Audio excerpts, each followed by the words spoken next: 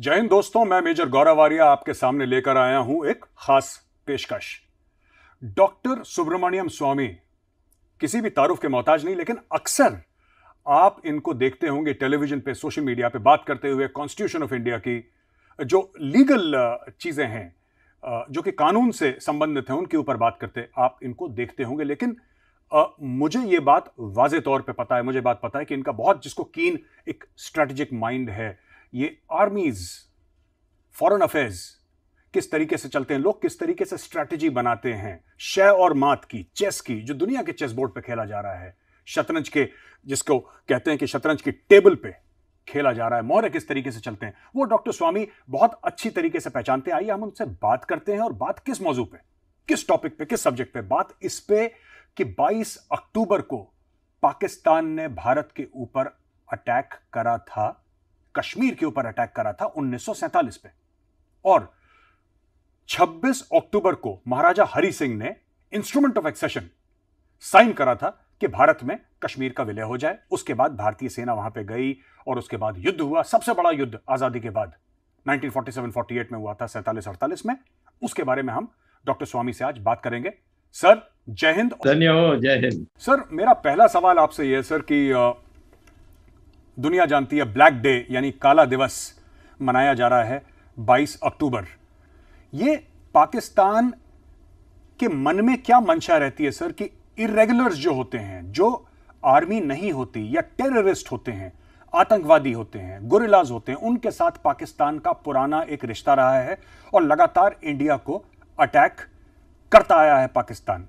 और जैसा कि हमने देखा 1947 में वो जो राजनीतिक इच्छा शक्ति थी, जो पॉलिटिकल विल थी, वो भी लार्जली मिसिंग थी सर। हम यूनाइटेड नेशंस चले गए और अपने लिए मामले बिगाड़ दिए। जरा इसके ऊपर थोड़ी सी रोशनी डालिए डॉक्टर स्वामी।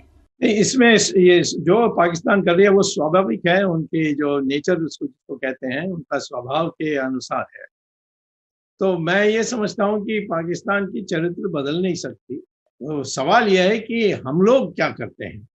हम एक जमाना था कि हमारे जो गुजरात के और महाराष्ट्र के राजाएं थे और राजस्थान के राजा थे, तीनों इकट्ठे होकर जो सबसे खतरनाक फौज थी वो था उमर का जो खलीफेट, जो यूरोप में जाकर स्पेन तक कब्जा करके आए थे। उन्होंने ऐलान किया, उमर ने ऐलान किया कि अब हिंदुस्तान की बारी है। वो और हमारे तीन राजाओं ने इकट्ठे होकर जाकर सिंध में उनकी जो सेना आई थी उनको पूरा ध्वस्त कर दिया था। मुगल के ऐलान करने वाले लोग हैं, परंतु सबूत नहीं है कि हमारे जो राजाओं महाराजाओं का आज भी यानी वारिस है, जयपुर का, उदयपुर का, चोला का, जहीं भी जाओ जहाँ राजाएं थे उनके वारिस आज दिखाई पड़ते हैं, यद्यपि हमने उनकी अवमान्य किया है हमारे संविधान में। तो मैं ये समझता हूँ कि पाकिस्तान की खून में ये है। और ये पहले सोचते थे हम हसरत के लिया पाकिस्तान लड़ लड़ के लेंगे हिंदुस्तान। अब ऐसा नहीं हो रहा है, कितने बार पिटे। सर, जब हम बात करते हैं भारतीय रिस्पॉन्स की, जिस तरीके से सरदार पटेल ने हैदराबाद के ऊपर, सर, ऑपरेशन पोलो, कौन नहीं जानता सर, एवरीबडी नोज, सब जानते हैं इसके बारे में। और भी जगह हुआ सर। कश्मीर में हमसे क्या चूक हो गई कि कश्मीर में हम लोग थोड़ा सा ऊपर नीचे रह गए, सोचते रह गए, ठीक है महाराजा को थोड़ा सा टाइम दो, वो सोचेगा। क्योंकि पाकिस्तान ने तो सर, पाकिस्तान बनने के 9 हफ्ते के अंदर उसने अटैक कर दिया था सर। 14 अगस्त को पाकिस्तान बना और 22 अक्टूबर को पाकिस्तान अटैक कर चुका था कश्मीर के ऊपर। तो हमारी तरफ से क्या ढिलाई रही राजनीतिक स्तर पे कि हम लोग वो एक्शन नहीं ले पाए जो बाकी देश में हमने एक्शन लिया? जब अंग्रेजों ने भारत को छोड़ा तो उन्होंने 2 टुकड़ा भारत का किया जो उनके अधीन था, प्रत्यक्ष रूप से अधीन था। हाँ, और उसमें उन्होंने कहा, उनके पार्लियामेंट में जब उन्होंने वो विधायक लाए थे पास करने के लिए, उन्होंने कहा कि हम एक मुस्लिम शासित देश और एक हिंदू शासित देश बनाएंगे।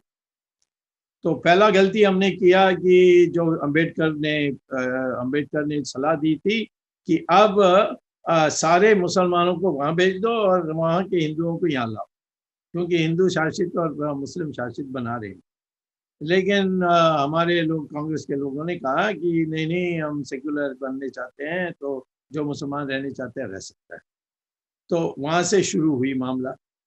फिर अंग्रेजों ने एक और चालाकी की, वो तो नहीं चाहते थे हमारी भारत एक शक्तिशाली एक अखंड रूप में उभरे। उन्होंने जो 600 राजाएं थे जिनको उन्होंने दबा करके अपने कब्जा में, नहीं कब्जा नहीं, उनकी नियंत्रण में रखी, जैसे मैसूर का, कश्मीर का, हैदराबाद का, ये सारे राजाओं महाराजाओं को, नवाबों को उन्होंने मुक्त कर दिया और कह दिया कि वो अब आप स्वाधीन देश हो, और यदि आपको किसी पाकिस्तान से विलय करना है या हिंदुस्तान से विलय करना या स्वाधीन रहना है, तो फिर आप एक जो 1935 में एक कॉन्स्टिट्यूशन, एक संविधान बनाई थी ब्रिटिश ने हमारे लिए, उसमें लिखा था कि ब्रिटिश राज में किसी को विलय करना, किसी राजा को, तो वो एक इंस्ट्रूमेंट ऑफ एक्सेशन को दस्तखत करनी है। उसमें पार्लियामेंट में जब ये भारत की विभाजन की बात चल रही थी, उन्होंने एक और धारा जोड़ दी उसमें कि यदि वो तटस्थ रहने चाहते हैं वो भी कर सकते हैं। तो ये 600 राजा महाराजाओं को और नवाबों को कहा गया कि आप तय करिए और आपको जनता की राय पूछने की आवश्यकता नहीं है। ये भी लिखा है उस 1935 की संविधान में कि जनता की राय के पूछे बिना राजा या महाराजा नवाब की एक दस्तखत से विलय हो सकता है ब्रिटिश इंडिया में। अब ब्रिटिश इंडिया नहीं है, पाकिस्तान है, हिंदुस्तान ने तो कहा कि पाकिस्तान के साथ विलय कर सकते हो या हिंदुस्तान के साथ विलय कर सकते हो या स्वाधीन रह सकते हो।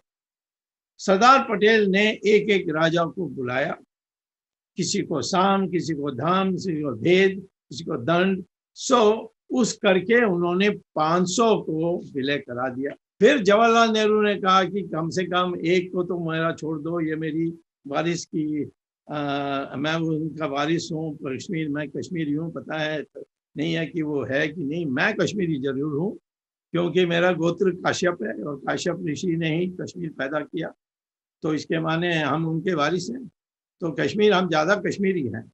और सरदार जवाहरलाल नेहरू थे नहीं थे उसमें मैं नहीं जाऊँगा, परंतु उन्होंने ये कहा कि मैं ये मैनेज करूँगा। तब वो ये बोलने लगे कि इसको स्वाधीन रखें, इसको अब्दुल्ला को आगे बढ़ाएं, ये सारी बातें चली। इस बीच में पाकिस्तान का जो संयम था वो टूट गया। उसने रजाकर जैसे उन्होंने प्लेन क्लोथ्स में उन्होंने फौज भेजी, तो ये राजा घबरा गया। तो उस समय आरएसएस के चीफ थे गुरु गोलवालकर, उनको सरदार पटेल ने भेजा, उसको जाकर बोलो कि तुम तो खत्म हो रहे हो और बात करनी है तो दिल्ली आओ। तो वो दिल्ली आया। दिल्ली में उसने कहा कि सेना भेज दो, ये वहाँ हमारे बहुत पास आ गए, हमारे बिल्कुल कुपवार ऐसे जगह में पहुँच गए और श्रीनगर आने वाले हैं। तो उन्होंने कहा कि दस्तखत करो। तो राजा ने दस्तखत किया कि मैं विलय कर रहा हूँ कश्मीर को हिंदुस्तान में। ये ऐसा हमारी हुई। उसके बाद जवाहरलाल नेहरू किसी को बताए बिना, कैबिनेट को बताए बिना, सरदार पटेल को बताए बिना चले गए यूएन में, कहा कि ये युद्ध को रोको, सीज फायर कराओ। और यूएन ने नेचुरली, यूएन में ऐसे भी चिड़े हुए थे क्योंकि अमेरिका चिड़ा हुआ था क्योंकि हम लोग चाइना का साइड ले रहे थे, जो कम्युनिस्ट चाइना बनी थी उस समय, और रशिया के साइड ले रहे थे। तो उन्होंने फिर एक गोलमोल एक प्रस्ताव पास किया कि दोनों रोको, पाकिस्तान सारा फौज वापस लो, हिंदुस्तान का सारा फौज नहीं परंतु 90% ले लें, बाकी को कानून व्यवस्था के लिए रखें। तो इस प्रकार से वो यूएन की आई, परंतु पाकिस्तान ने सेना वापस नहीं लिया। मेरा अगला सवाल सर दो भागों में है। पहला, ये जवाहरलाल नेहरू जी गए क्यों यूएन? क्योंकि हम लोग, हमारी जो आर्मी थी वो तो पुशबैक कर रही थी, जो रेडर्स थे, जो कबाइली थे या फिर जो पाकिस्तानी आर्मी थी, हम लोग पुशबैक कर रहे थे सर। बिल्कुल सर, पूरा ये पुंछ वाला एरिया जो आप वेस्टर्न, अगर मैं उसको वेस्टर्न जम्मू वाला साइड बोलूं, उस तरफ हम लोगों ने पुश करना शुरू कर दिया था, कश्मीर में पुश करना शुरू कर दिया था, लद्दाख में पुश करना शुरू कर दिया था। पहली चीज सर। दूसरी बात, ये गए क्यों? और आज तक अगर आप सर नेशनल वॉर मेमोरियल जाएंगे सर, और आप गए भी हैं, आप नेशनल वॉर मेमोरियल में देखेंगे सर, कितने लोग कितने हमारे भाई वीरगति को प्राप्त हुए बिकॉज, अब मैं क्या बोलूं सर कि when a prime minister refuse to be a leader, अब मेरे पास और कोई शब्द नहीं है इसको बोलने के लिए। लीडर नहीं है। क्यों हुआ सर? मैं लीडर से वंचित होना या लीडरशिप को ना कहना ये नहीं है। ये तो मैं समझता हूँ कि जो हमारी देश की मूलभूत हित के विरुद्ध में करता है उसको, उसके लिए और कोई शब्द है। लीडर नहीं बनने चाहता नहीं है। मैं तो समझता हूँ कि वो एडविना माउंटबैटन ने कह दिया तुम वर्ल्ड लीडर बन जाओगे। आज भी ये मोह कई नेताओं को होती है प्रधानमंत्री बनने के बाद कि हम वर्ल्ड लीडर बन गए। वर्ल्ड लीडर कुछ होता नहीं है। तुम्हारे देश के लीडर बनोगे तो ऑटोमेटिकली वर्ल्ड लीडर बनोगे। कभी वर्ल्ड लीडर बन के देश के लीडर नहीं बन सकते हो। और पाकिस्तान ने फौज हटाया नहीं तो प्लेबिसाइट नहीं हुई, तो ऐसे ही टांगते रहा। और कश्मीर को की अकेलापन के लिए भी बल मिल रही थी। तो ये तो सारे कांग्रेस पार्टी जो चुप रही थी इसमें, सरदार पटेल तो मर गए थे 1950 में, कोई नहीं था चैलेंज करने के लिए। सर 1994 में एक इंडियन पार्लियामेंट का रेजोल्यूशन है regarding Pakistan occupied Kashmir sir, उसके बारे में जरा आप संक्षिप्त में हमारे व्यूअर्स को बताइए कि वो क्या है, वो रेजोल्यूशन क्या कहता है। और मैं आपके चेहरे की मुस्कुराहट से देख रहा हूं कि सर ये this is something which you want to speak on, आप इसके बारे में बातचीत करना चाहते हैं और ये क्यों जरूरी है भारत के लिए सर 1994 पार्लियामेंट रेजोल्यूशन? बहुत इंपॉर्टेंट। मैं उस समय मिनिस्टर रैंक पोजीशन में था नरसिम्हा राव की गवर्नमेंट में। मैं जनता पार्टी का अध्यक्ष था जी। और उसने कहा कि आप हमें सलाह दे सकते हैं, तो इसीलिए मैं आपको मिनिस्टर बनाना चाहता हूं। तो एक उन्होंने मिनिस्टर रैंक पोजीशन मुझे दिया था।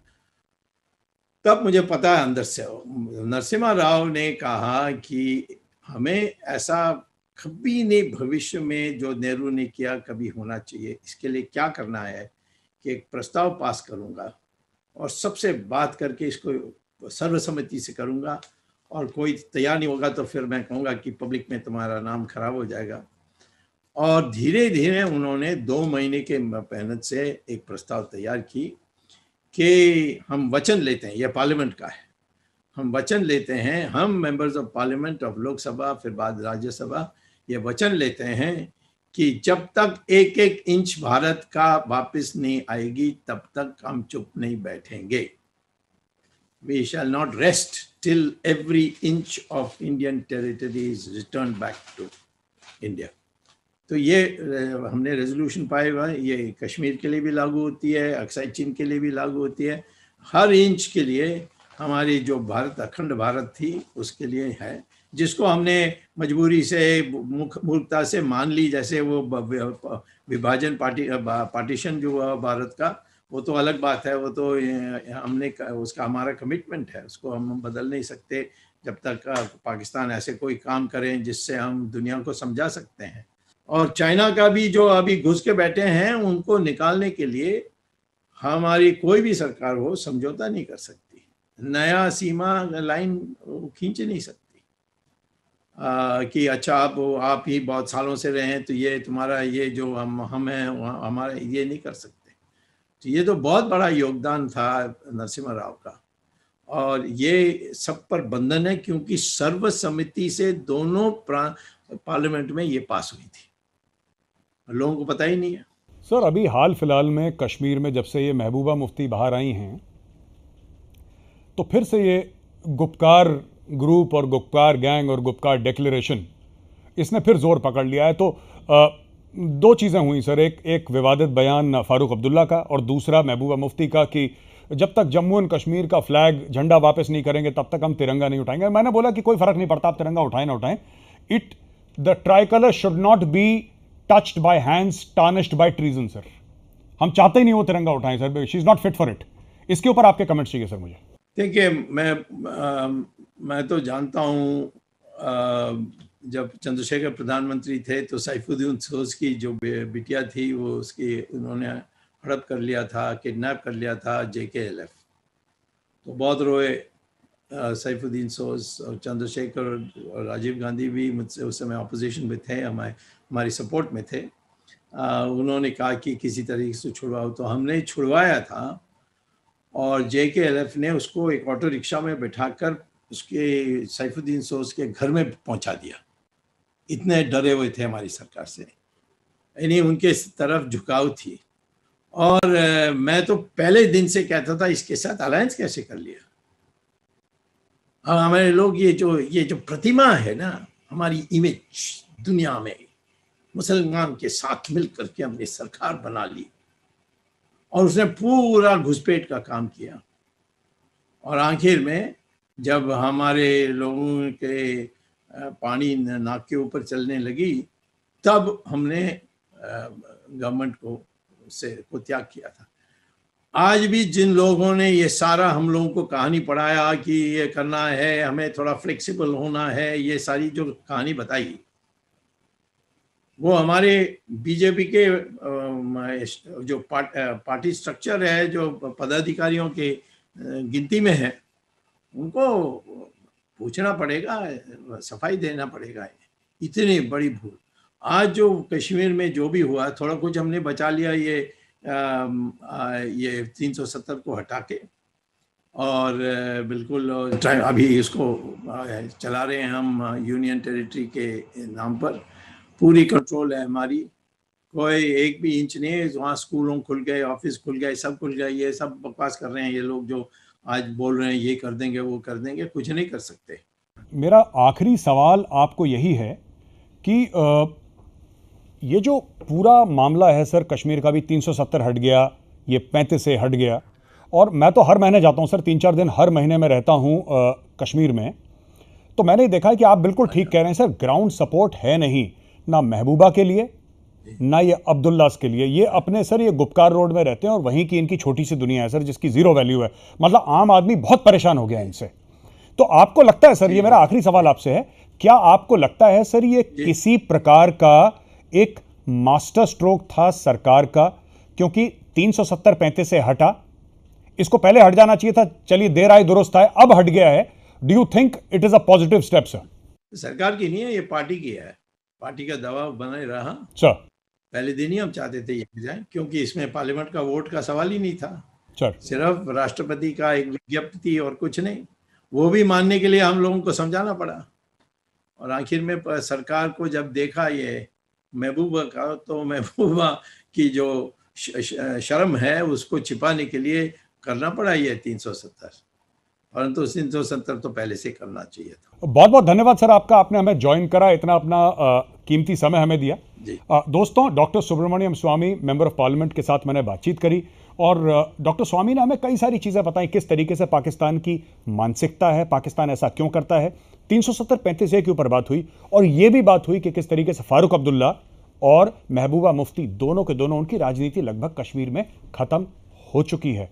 बहुत बहुत धन्यवाद आप सबका, हमें ज्वाइन करने के लिए, आप हमारे साथ मिले, ये प्रोग्राम देखा, और आपकी तरफ से और मेरी तरफ से डॉक्टर सुब्रमण्यम स्वामी को हम बहुत बहुत धन्यवाद करते हैं। जय हिंद।